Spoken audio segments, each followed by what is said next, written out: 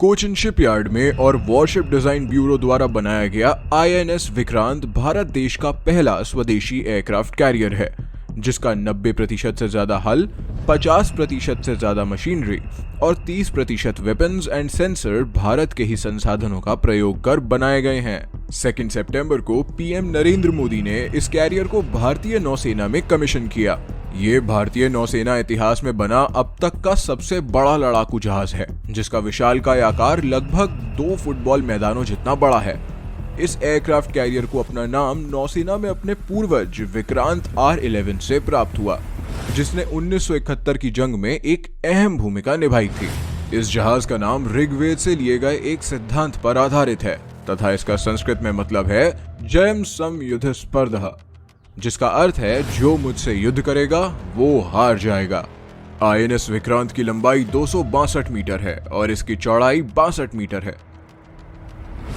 और अगर इसके ऊपरी ढांचे को हटा दिया जाए तो इसकी गहराई 30 मीटर तक की है।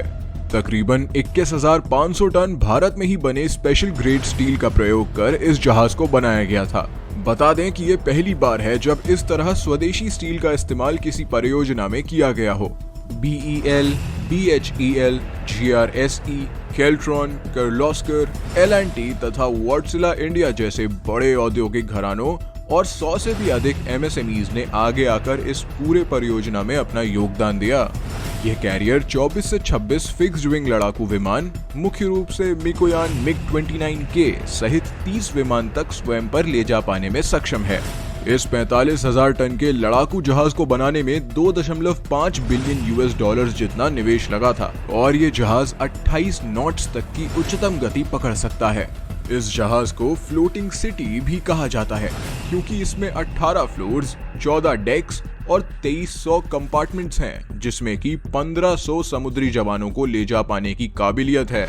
इस जहाज में एक नया एयरक्राफ्ट ऑपरेशन मोड है, जिसे कि short take off but arrested recovery कहते हैं, और इसमें स्की जंपिंग तथा अरेस्ट वायर्स का प्रयोग होता है। स्टोबार एक एयरक्राफ्ट का अपने कैरियर के डेक से लॉन्च और रिकवरी में सहायक सिस्टम होता है। ऐसे किसी एयरक्राफ्ट कैरियर के डेक का आगे वाला हिस्सा एक कर्व शेप में उभरा होता है और इसे ही हम स्की जंप कहते हैं। विक्रांत को ताकत देती है 4 जनरल इलेक्ट्रिक LM-2500 के गैस टर्बाइन्स, जो कि 80 मेगावाट्स या फिर 1,10,000 हॉर्स पावर की ऊर्जा जनरेट करती है। इस जहाज को 2011 में ड्राई डॉक में टेस्ट करके बाहर निकाला गया और 2021 में इस महत्वाकांक्षी परियोजना के सफल परीक्षण के बाद 2022 में इसे लॉन्च किया गया। इस देश में मौजूद सबसे बड़ी फैसिलिटीज का प्रयोग इस जहाज के निर्माण में किया गया। पूरी तरह से लदा होने पर 262 मीटर लंबे INS विक्रांत का वजन तकरीबन 45,000 टन हो जाता है। भारतीय नौसेना से जुड़ी कई महिला ऑफिसर्स भी विक्रांत पर तैनात रहेंगी। अत्यधिक समुद्री ताकत और महिला शक्ति के साथ आज INS विक्रांत नए भारत की एक बुलंद पहचान के रूप में सामने आ रहा है। क्या आपको पता है इस दुनिया का सबसे बड़ा एयरक्राफ्ट कैरियर किस देश के पास है?